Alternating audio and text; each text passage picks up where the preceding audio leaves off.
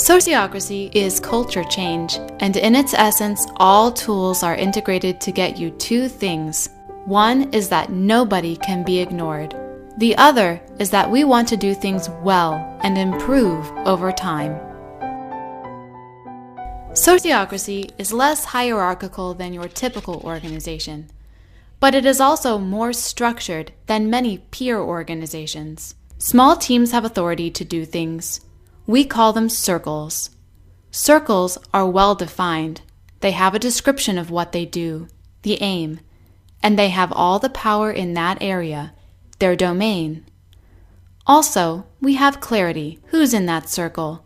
That means we have defined membership. So, in our organization, it is not a central committee that makes all the decisions and tells everybody what to do. Instead, it is more like a set of cells, each doing their own thing. They can divide and form subcircles, and they don't need anybody else's permission for that. These circles now have to communicate with each other, and here's how we do it. Whenever we have two related circles, two people are part of both circles. Each circle will have their own members, but the two people who are links will be there when the one circle meets and also when the other circle meets. Those two links are not only visitors, they are decision makers in both circles. They make sure that no circle can decide over the other, and information can flow evenly throughout the whole organization. How can we make sure the whole organization is aligned and connected? We do that by having one coordinating circle. That circle consists of two members from each department circle. The top-down link we call the leader of the department circle, and the bottom-up link we call the delegate. The general circle supports the circles in doing their work and makes sure all the parts fit together. Instead of centralizing decisions in the general circle, we try to pass on decisions into the department circles. When it's unclear who is in charge of a topic, the general circle assigns the decision to a circle. Now we have semi-autonomous circles that are empowered to carry out their aim and make the decisions needed along the way, and we have a way of connecting them so that work is coordinated. There's only one thing missing. The general circle is typically busy with everyday stuff, but for a sustainable organization, we also need somebody who looks ahead. The mission circle members, or board, are not the overall leaders. They are more like the lookout on a ship. They help stay in touch with the mission of the organization, so we don't forget the big picture of what we are doing as an organization. The general circle, on the other hand, is more like a management team, focusing on the aims, the everyday work. So who is on this mission circle or board, and how is it connected to the rest? The two circles are, as usual, double linked. The delegate of the general circle reports from the general circle to the mission circle, and the other way. The leader of the general circle reports from the mission circle to the general circle. Overall, we are aiming for alignment and flow of information between circles so that we don't lose track of our mission and our mission can guide our everyday work.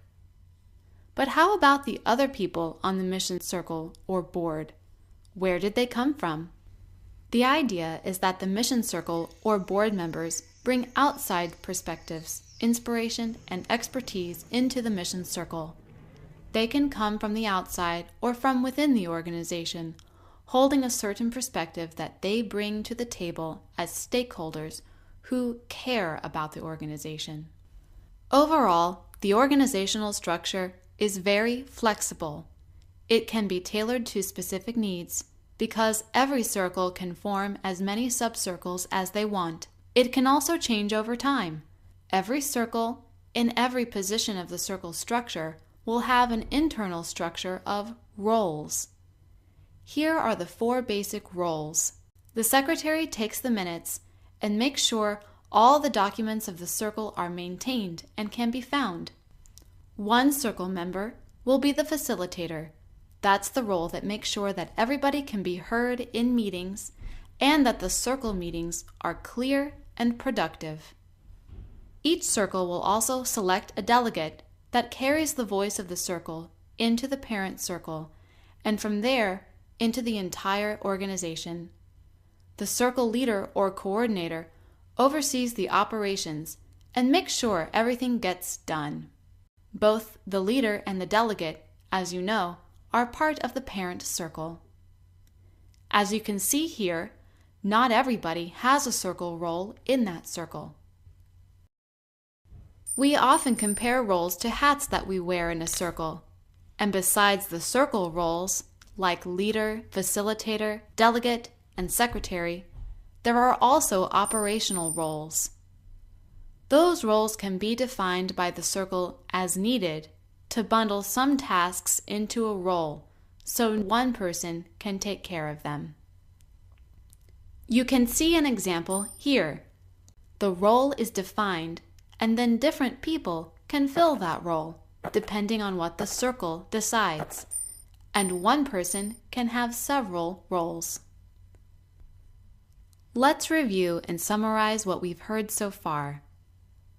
Instead of one central source of power, we have distributed authority, and that makes it really important that you know who decides what.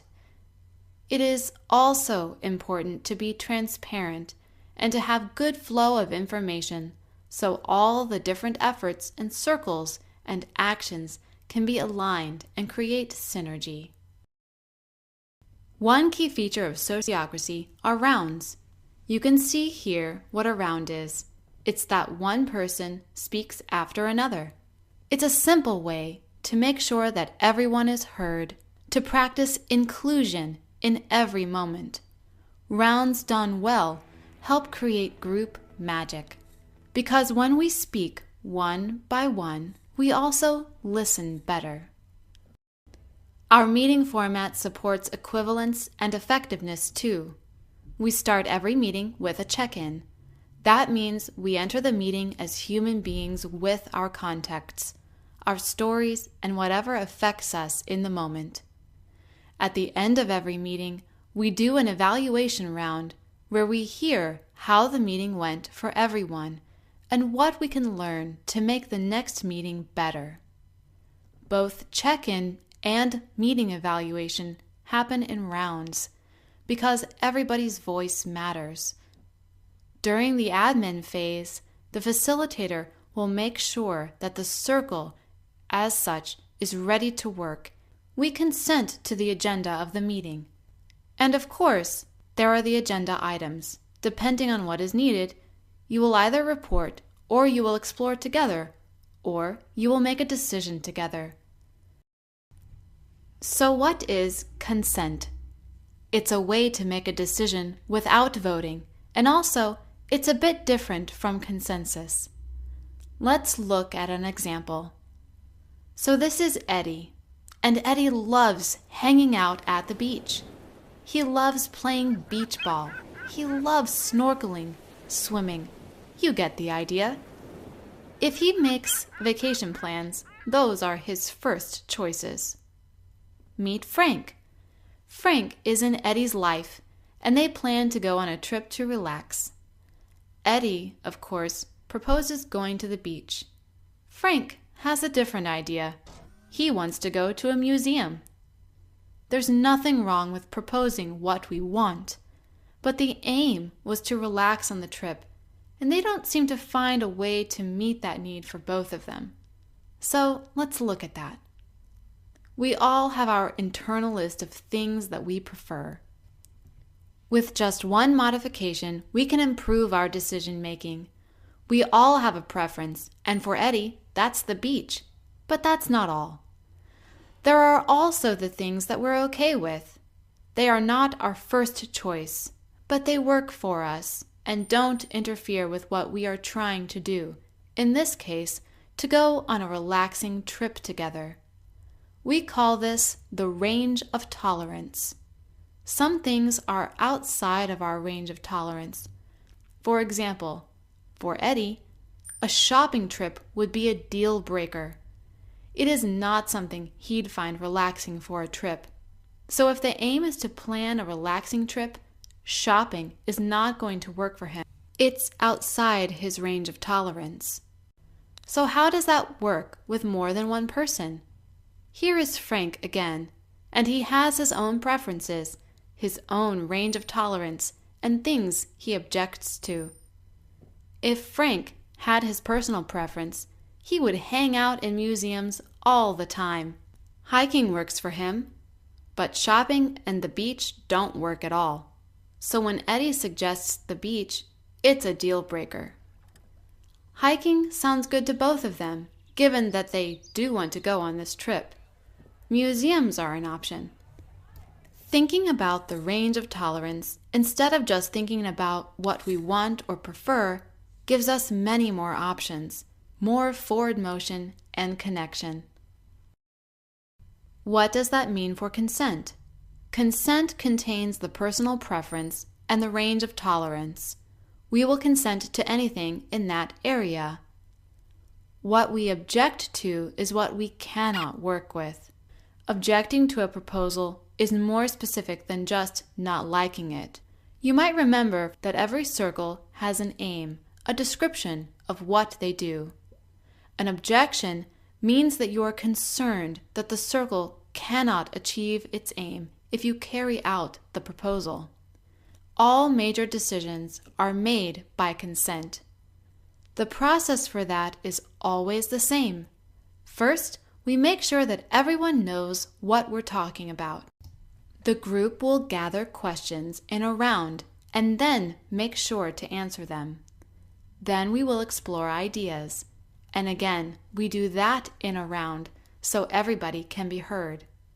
And lastly, we do a consent round where we ask everybody, do you consent?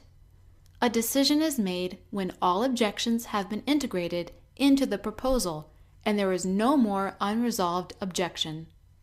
We don't need to give everyone their personal preference, but we do have to address all the objections. So remember, we talked about circles, and we've already talked about roles. Roles live in a circle, as you can see here. When we have a role, how do we know who is going to fill that role? This is where we use the selection process. Before we can do a selection, we have to know what the role description is, what authority and tasks the role consists of. Let's assume we want to fill the role of the secretary of a circle. The circle collaboratively gathers a list of qualifications that they would like to see in a secretary. Often, that's done in rounds. When there is consent on the list of qualifications, we think, who could fill that role? That's when the nomination process begins. In a round, each member of the circle will nominate one person. They nominate on the basis of qualifications. In this group, one person nominated herself. The others nominated other circle members. With your nomination, share the reason for that nomination so others can learn from your thinking and you can learn from theirs. Now, the circle does a second round. They share their nomination now, given what they've heard from other people, new information, new opinions. Again, they share the reasons for why they changed their minds or didn't change their minds. For the next step, it's not all that important who got nominated how many times. It's not counting or voting. What is more important are the reasons that were shared in relationship to the qualifications that the circle named earlier. Based on what they heard, the facilitator will now make a proposal and propose a candidate for a certain term in the role. There will then be a consent round on that proposal. We prefer having the person who was nominated go last. Objections are raised when someone is concerned about a person in the role and achieving the circle's aim. The group now made a decision together and the role is filled. You can use this process for other decisions. For example, what venue to use for an event. What is special about this process is that we talk about each other in the presence of each other, which is unusual for many groups. And yet, that's one of the big learnings in sociocracy or dynamic governance. We have to talk more with each other, about our work, and about how we run things. Feedback is important. Think about it. If there's something that makes working together hard for you and you never bring it up, then it would just always stay the same. Of course, there are no guarantees that something changes if you bring it up, but what's pretty certain is that not much changes if nobody brings it up.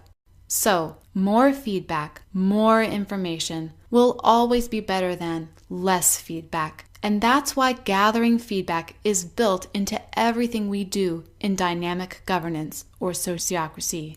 Everything starts with an idea, with a plan. We carry out our plan. While doing that, or after we're done, we evaluate what happened. And then we can go back and see whether we can adjust the plan. So now that we have more information, better ideas, more ideas, we can carry that out. Now we have more that we can test, and the whole thing starts over again. Better plan, new plan. So if we have a good amount of information, we will have a lot of things that we can test, and our overall work will just be better and better over time. While this is true for doing our work, it is also true for interpersonal feedback. You have an idea of how you want to be a team.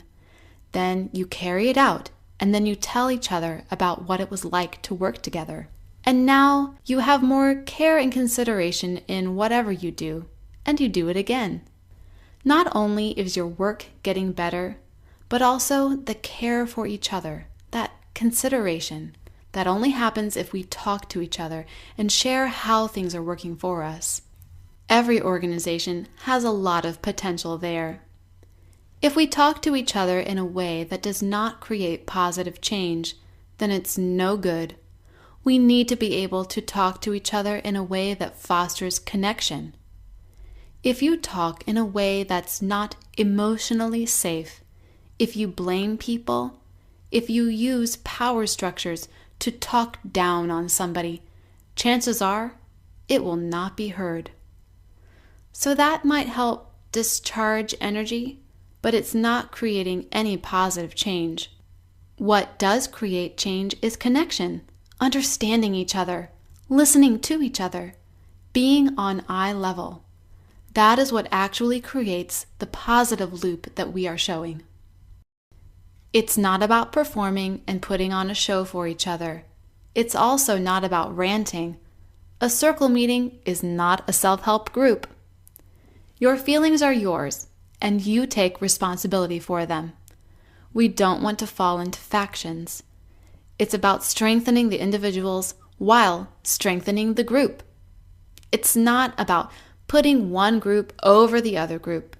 It's about leadership in service of the group.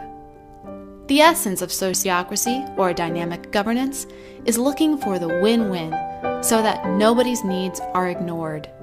And it's about having a shared aim.